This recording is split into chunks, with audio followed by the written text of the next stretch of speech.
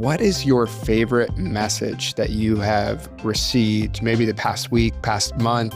Yeah, it's from my wife. About nearly 14 years ago, saying "get here now," as the labour of my son had increased. I love that. So that was at 4 a.m. They basically said my son wouldn't be born for many, many hours, so I drove home. And then a few hours later, I got that message and then drove very fast in a very bad car. But I made it, so.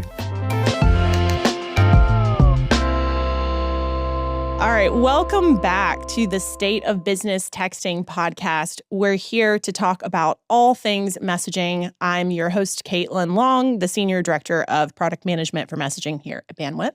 And I am joined by my awesome co-host, Zach Kunkel, Director of Solution Marketing.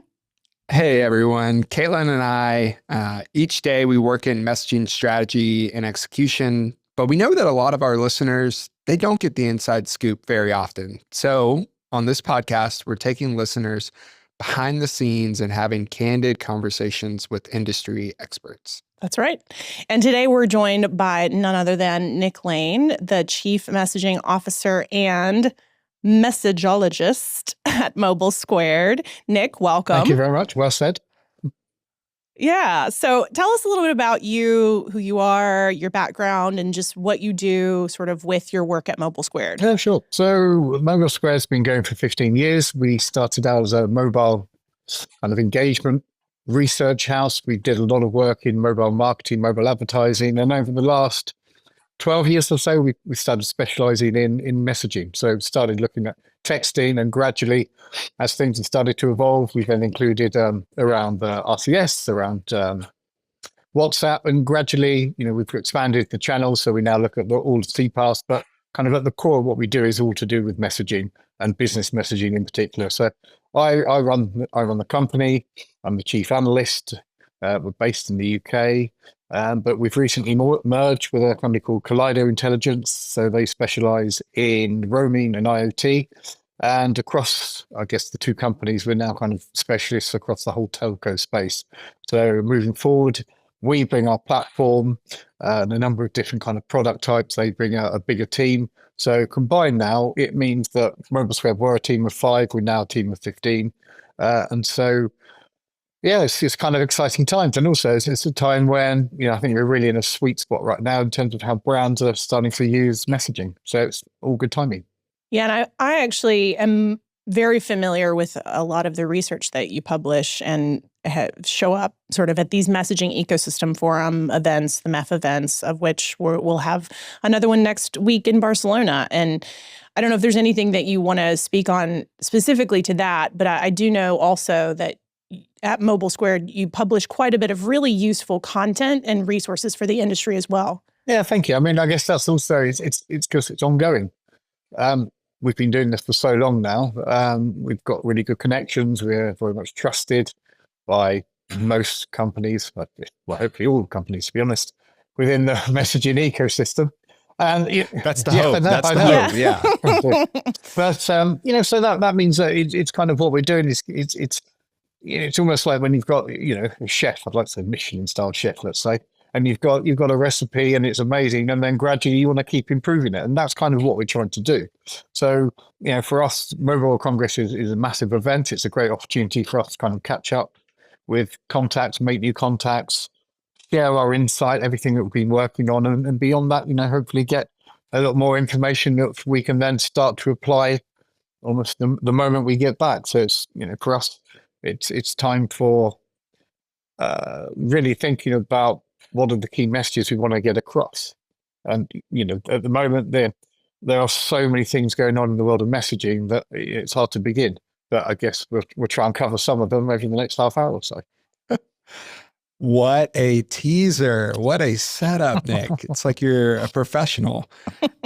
Yes, let's do it. Let's dig into one of those topics. And the first one I want to dive into is I've always kind of thought of it as, how a year or two ago, as ChatGPT was becoming, just viral and AI was the top of everyone's mind, it feels like RCS has become that topic in these messaging industry expert forums, trade shows. As enterprises and businesses are thinking about how do I engage my customers, it's coming up more and more because of the big Apple announcement that happened almost a year and a half, 2 years ago. And so would love to just get your take on that trending topic. You know, RCS isn't new, but it's kind of come full circle into the hype cycle, and would love to hear your perspective on that. Yeah, I mean, I think companies, we haven't, just to be clear, but companies the last 6 or 7 years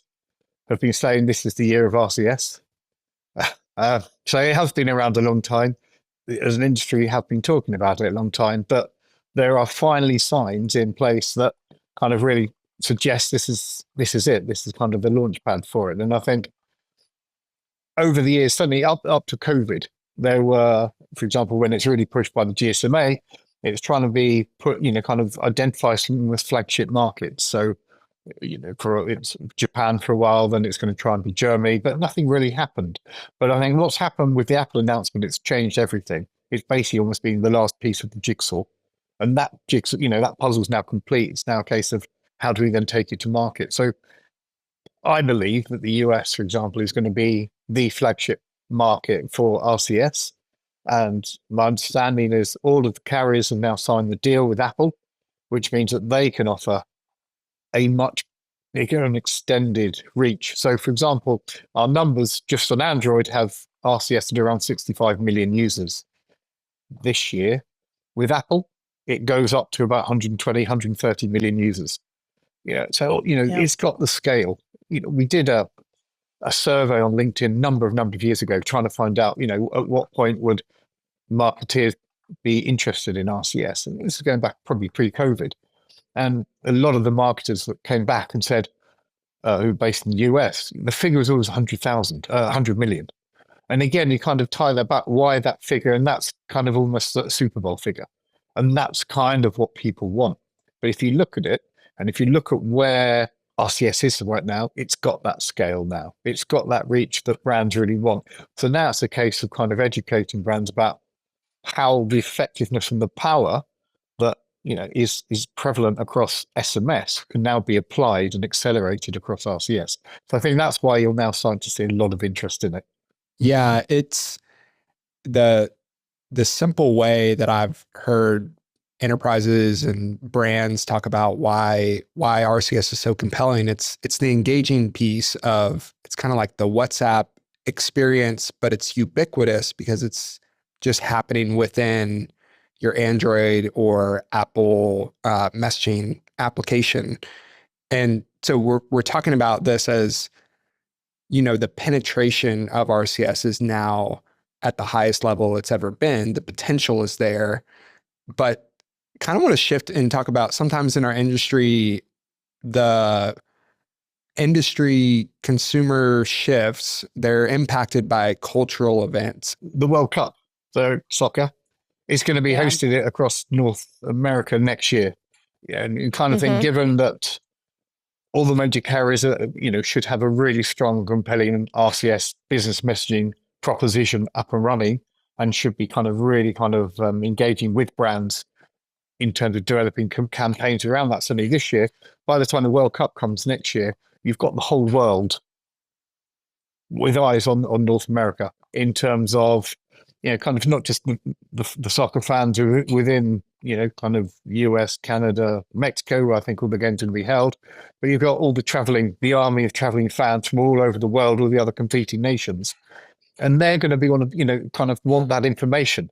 So if you're moving around between kind of cities or countries to games, you want tickets, you want to travel, you want to upgrade, downgrade, sort out your hotel, get promotions. RCS is going to be kind of the ideal channel, the ideal kind of vehicle for really kind of promoting that. So I think if we get this right, I'll say it I'll say it quite a bit. It could be next year, the year of RCS, but it's more to do with the soccer. The natural kind of the two. So I think it's where the worlds align, and I think that's where this could really happen. And so I mean, our forecasts are based around that having such a positive impact. That is really an inflection point that to your point, I think will drive a lot of conversations. That actually kind of leads me to a question I'm interested in, your hot take on the question on conversational commerce. I'm curious on what your take on that is and how realistic that is, because I think that there is the path of consumer trends. There are sort of these externalities that are occurring, the forces of AI and other events like rich messaging evolving. With all of those factors coming to kind of bear down on the conversations, there's the reality of what the market can actually support and what sort of best practices exist today. So I'm curious, super long-winded setup, to really ask you, what is the actual reality of conversational commerce? Like, is it a reality? How far away are we as an industry from actually achieving it? I still think we've got a long way to go, but I think both ends of kind of the business messaging spectrum needs addressing and needs a lot of a mindset change. In terms of conversational commerce, it's kind of looking at where consumers are today. They're still in a kind of unilateral world. They're not used to it. The only time they really engage with a brand is customer care. And you kind of think, well, so all of a sudden that kind of level of interaction has to kind of migrate into kind of other reasons. Why would you do that? And it'll happen. It's starting to happen, but it's going to be a slow process. In the same way with brands, a lot of the kind of brands and the enterprises that we talk to as part of our research, they're kind of saying the same thing. It's kind of, okay, we've got a call center, or, we've got, I don't even know what you call it now, kind of a data center with bots who are obviously dealing with, kind of the kind of call center messaging traffic. And that's good. That's starting. But then once that, again, let's move into marketing. It's kind of who owns that relationship. And I think that's part of the problem that we're seeing with brands in terms of it's fine in kind of the customer care, an agent overseeing a bot kind of process. But when you then start to look at a campaign and a brand and a consumer actually replies to a message, it's kind of, it's almost like that Ghostbusters moment, like, we've got one, like, what do we do with it? And it's that kind of thing. So we're still a long way from that. Even, with our CPAS forecasts, when we look at 14 channels, we still believe about 75% of brand spend is focused on kind of unilateral communication. So 25% is basically potentially on a channel where you've got two-way engagement between a brand and a consumer. We think it will, the inflection point there will probably be in about 2-3 years' time. And again, this is going to be driven by the likes of RCS, by WhatsApp, because that's really where all the organic growth is going to come from, because that's where brands are really going to shift money to. Because, if they invested in an app in the website, it's that kind of content that they're going to gradually learn in terms of kind of how it's going to transition and appear as part of the feed in their RCS feed, for example.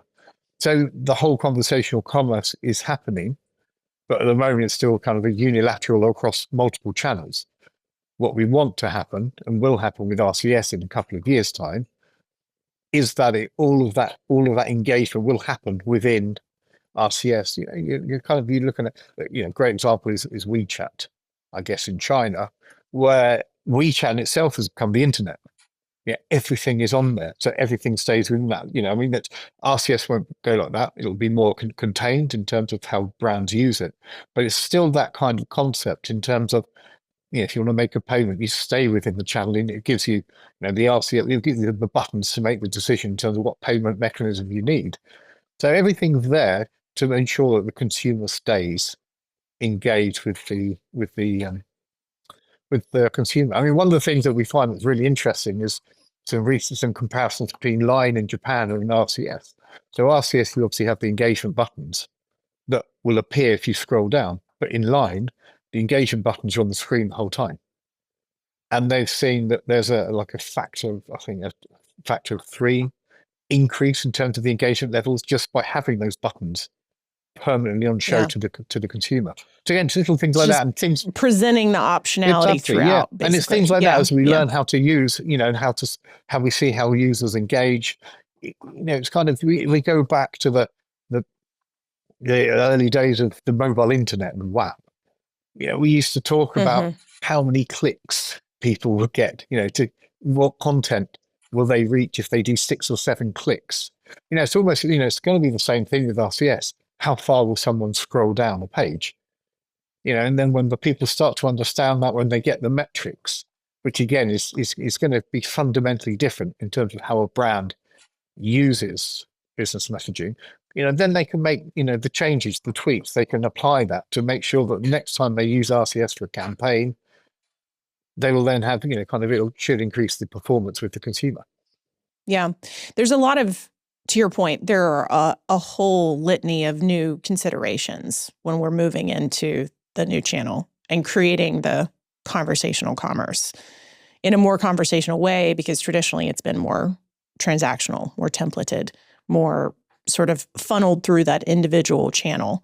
I am curious on whether you think that really the movement will be towards one single sort of unilateral channel, or if there will be a space for the individual messaging channels, thinking about SMS, RCS, WhatsApp, Zach, you mentioned that earlier, to live separately alongside one another. Because I do see a world where the idea is all of that converging into one sort of single messaging channel, but the reality of that just seems very far away from my perspective. But I'm curious sort of how you see that playing out. I think it'll be driven by consumer choice and kind of what they want to opt in. So it could be that they do certain brands on certain channels, and that's their preference. But it could be also based on kind of use case.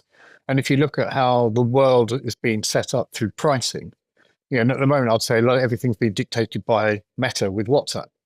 So if you look at the different use case pricing, Meta's in a strong position where they can, one company makes one decision that affects everything. In SMS, you've got 850, 900 operators, thousands of aggregators, all of which can potentially influence the cost of a domestic or international message. So everything takes a lot longer to happen in the world of SMS, but with Meta on WhatsApp, any change is going to have a big impact on everything else. So you have, I think their average marketing rate is about 6 cents.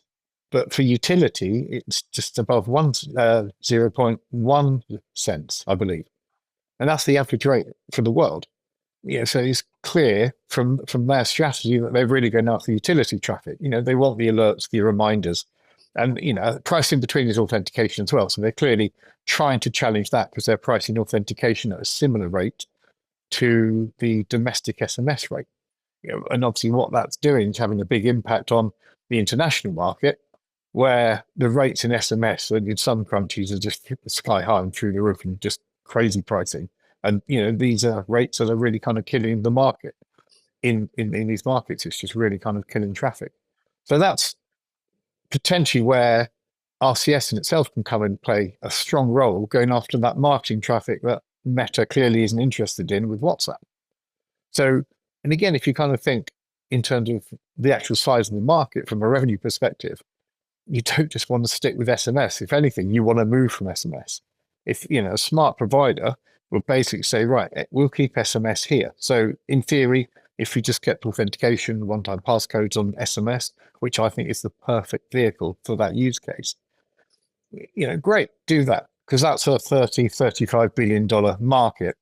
But if it's all of a sudden, what we want to do is migrate traffic off SMS onto RCS, onto our WhatsApp, we're dividing that 30 billion market into two, and we're not growing it. And that's part of the problem with SMS. That's why SMS is starting to decline, because no one's really doing, going out and really trying to grow it. The focus, and probably rightly so now, is trying to grow RCS. So if RCS can now encourage brands to move their spend off, other digital channels onto RCS, then potentially, the RCS is then going after a $600 billion industry. And the same with WhatsApp. WhatsApp was really much started as an inbound customer care channel, similar to kind of what Apple's strategy has been with its business messaging service. And that's, that in itself is a $300-400 billion market. So all of a sudden, you bring those together, in actual fact, the potential for business messaging across SMS, RCS, and WhatsApp is close to $1 trillion if you can tap into that. Not saying that business messaging is going to be worth $1 trillion. It'd be wonderful if it is for everyone involved.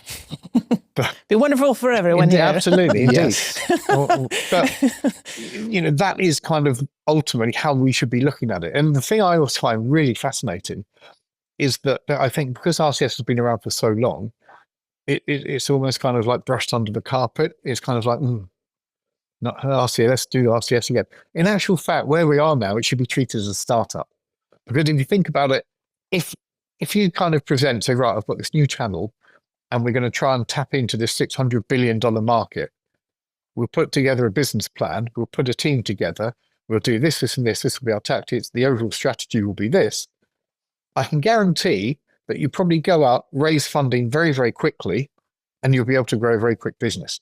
But for example, if you're an operator right now, you can barely get enough staff just to kind of support SMS, let alone try to think about how do we then evolve that and create an RCS strategy and build out that model.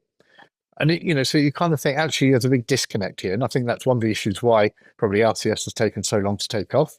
But I think as we start to see it, and I think having the US as the core market to really promote RCS, it's going to have a big impact, because all of a sudden, companies like us, when we do our forecasts and we start to see that actually leading the forecast as the biggest market, the biggest revenue generator is the US, that has a big impact on other countries.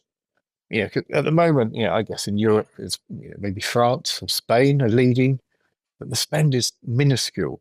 But even, for the US, a minuscule spend is going to be monstrous compared to a lot of other markets. So I think that's where, if the US can get it right, the world will get it right. So I think everyone really should be watching to see what happened in the US, and then if it's successful, it'll be replicated very quickly. There were so many good figures and market sizing in there, which I think just props to you, Nick. I know that as a messageologist, as I learned how to say, that's the sort of data and the sort of resources that you can expect from Mobilesquared. I think just two things I want to highlight from what you said.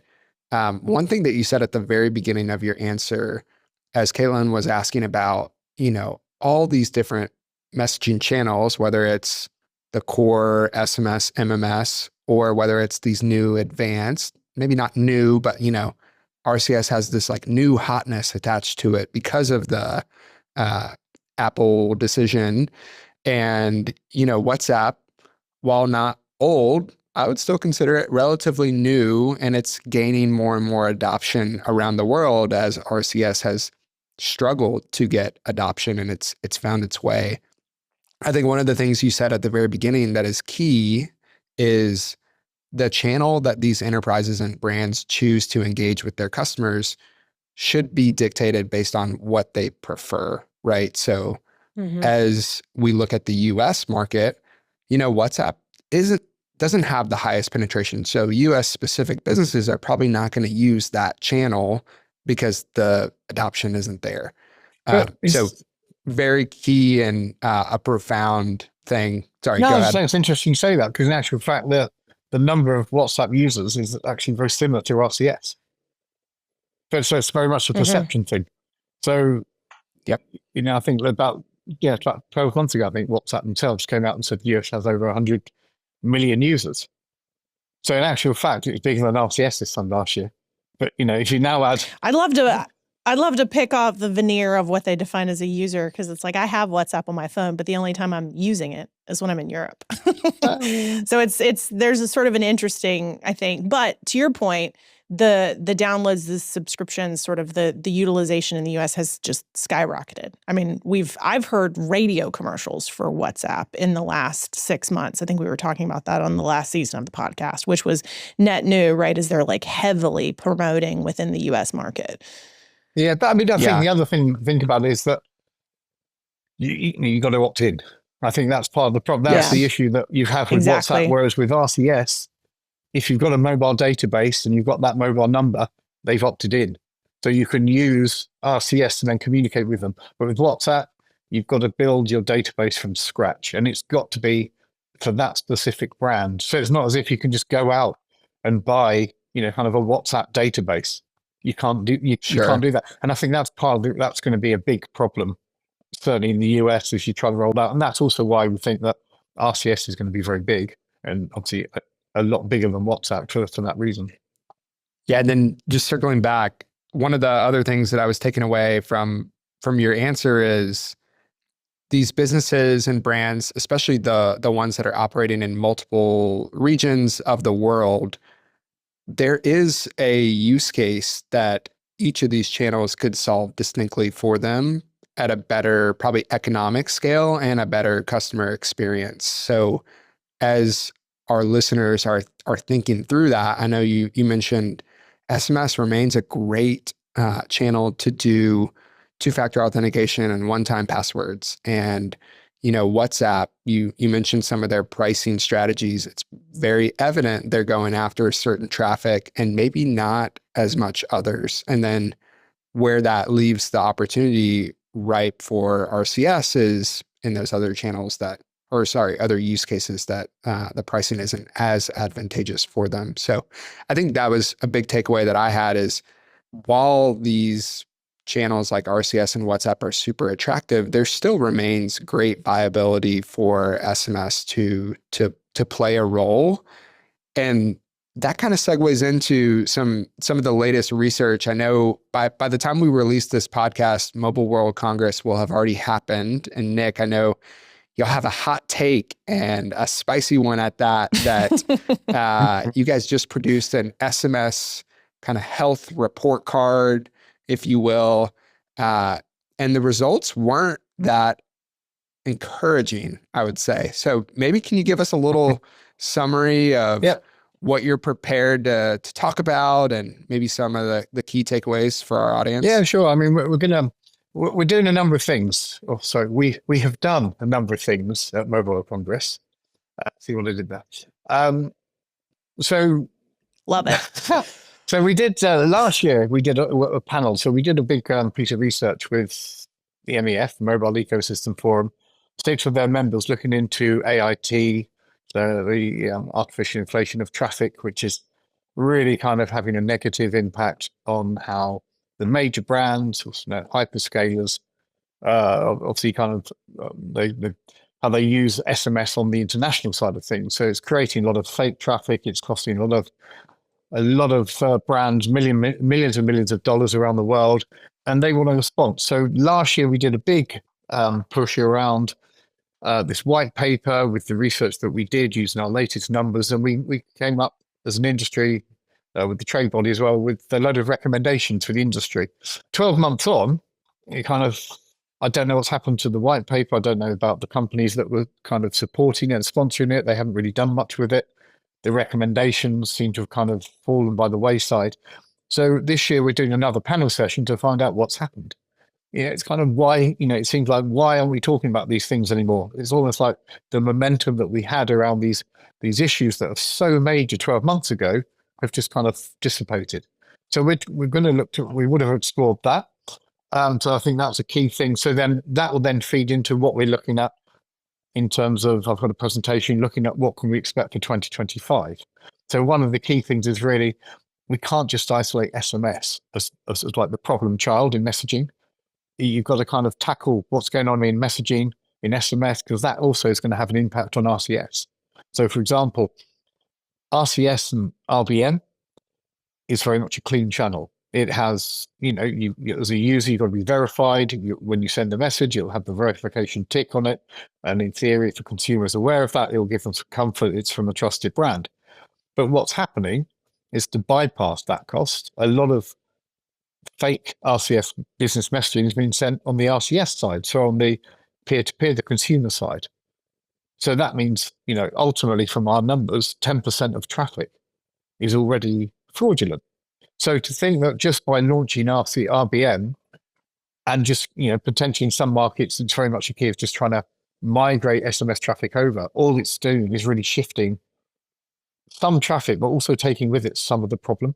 So again, we still need to kind of look at what are we doing with SMS, try and make that as clean as we can as possible. And that will help RCS in particular. It will help WhatsApp and the other business messaging channels. So we came up, we started doing something last year, looking at the impact of pricing around fraud. We came up with a horrendous name, which I won't say, but this year we've evolved it and it's now become the SMS Health Check. So it looks at 10 points, 10 key areas within SMS in terms of kind of the growth of the market, the performance of a carrier firewall, the level of enterprise fraud, the level of consumer fraud. We look at pricing, and we bring all that together. It's all weighted, and from there you then get a score. So it's very much like your credit score. So it goes between -50 to +50. So we've done it across 200 markets. We can do it. We can do it to companies. We can do it across mobile carriers as well. Anywhere, anything, the way we've designed it. But in particular for SMS, the overall score for the world was about 6. So 6 between on the scale of -50 to +50. So it's just about in okay health, but it's not brilliant. And in actual fact, the dial is going more and more to the left, more and more towards danger. And so what that really shows is things aren't looking very good for SMS because, for example, international termination rates are continuously going up. You know, they were on average 6 cents last year, they're now 10 cents. And with each large incremental rise in the cost of a message, the traffic fundamentally drops off. And it drops off immediately. So when the rate started to increase about 4 years ago, no one really knew what was happening. No one knew what the impact was. So in actual fact, traffic continued to increase. Brands continued to kind of invest in SMS. But then gradually they realized that there are some strange things going on, such as the AOT and the trashing. And gradually, I'd say from about 2023 onwards, they started to tackle that. So now they're in a good position to kind of really tackle that fraud. It's still happening, but it's had a really negative impact. You know, the fear. So this is kind of the thing that I'm really going to explore, or did explore, at Mobile Congress. Is in actual fact, if an operator expects a revenue of a certain amount per month, and between domestic and international, they're no longer getting that because the demise in international, what they're going to do, they will then start to increase the price of domestic. And I think when you get to that stage, when you get to that point, and it is going to happen, it could happen this year, each market's going to be in real trouble because brands will switch off straight away. So that's the big fear. You know, it's kind of, we've got to do something now as an industry to protect that, to make sure that we can stabilize this one way or another to ensure that the inflation that we're going to see, which could be really dramatic on domestic rates, doesn't happen. You know, and the thing that also going to be this isn't every market. You know, we've got, I think it's about 95 markets that we've got in poor health, in various degrees of poor health, and we've got 105 markets in reasonable health. You know, reasonable to good health.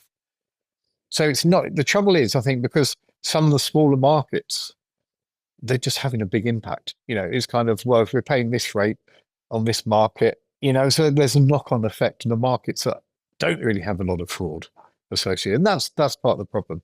So that said, and I don't want to belabor the point too much. However, I am super interested if in any of your data you correlated the barrier to entry, i.e. registration requirements within an individual country to really sort of the traffic health score. And the reason why I ask, right, is because some of the frameworks that we operate within are getting much tighter. The US is a very relevant example, right, has really shut down the path for any unregistered A2P traffic across all channels, whether that be 10DLC, toll-free, or short code.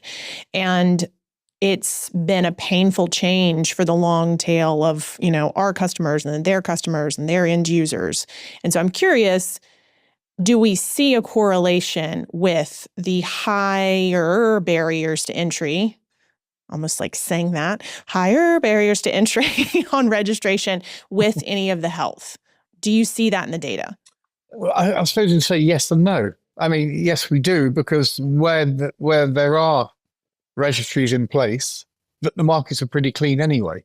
The issue is it needs to be in markets.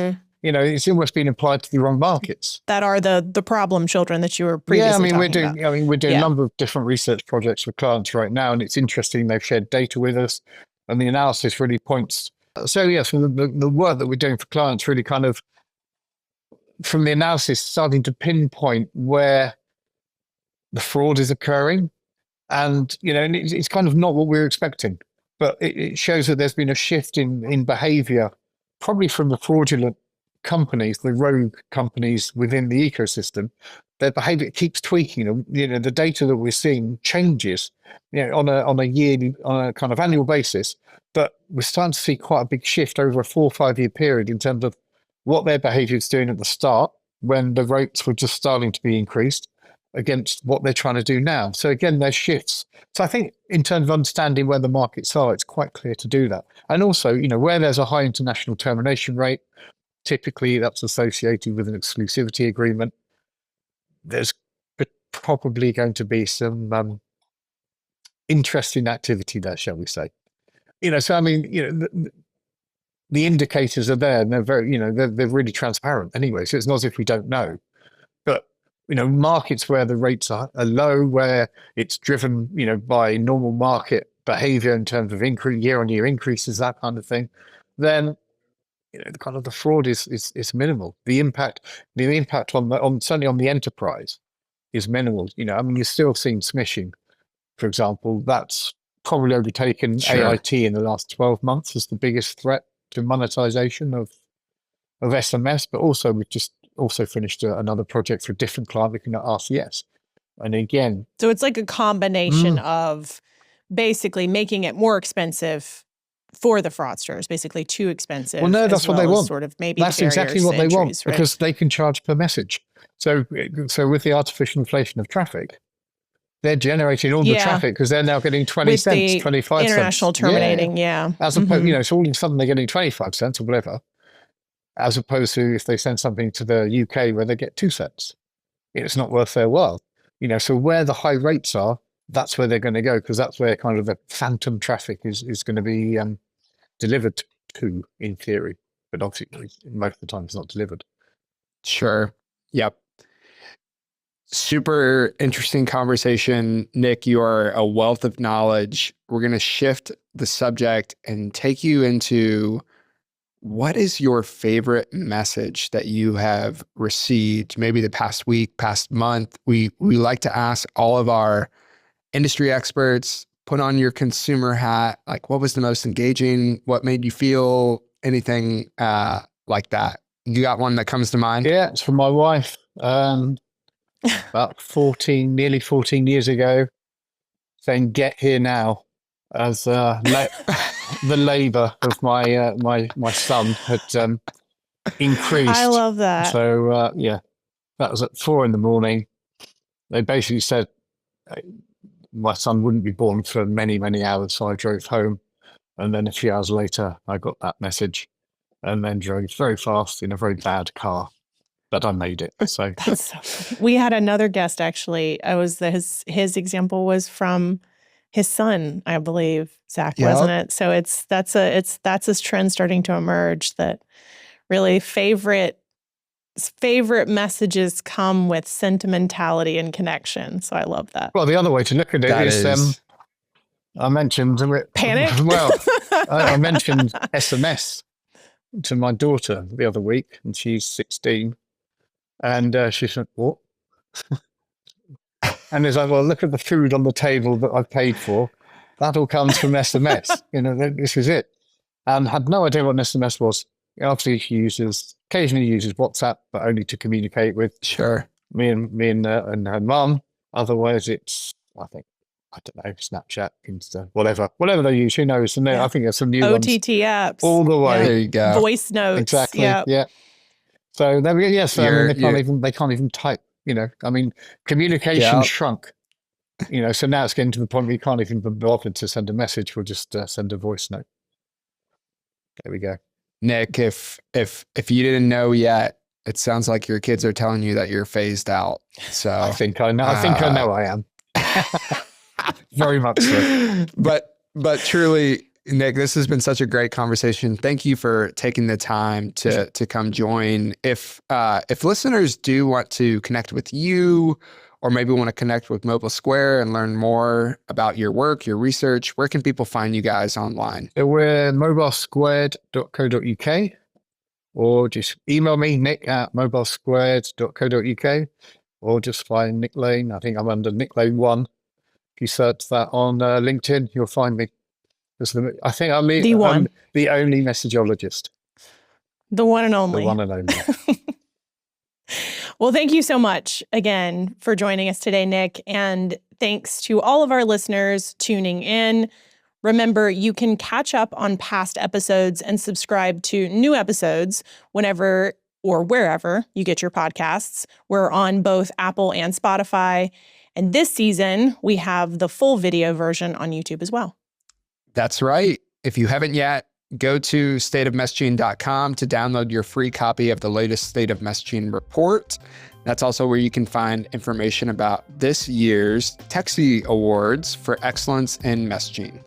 So with that, Nick, thanks again. Appreciate you joining. Caitlin, as always, such a pleasure. Yeah. And pleasure. We'll see y'all next time. Till next time. Thanks all. Thanks. Bye-bye.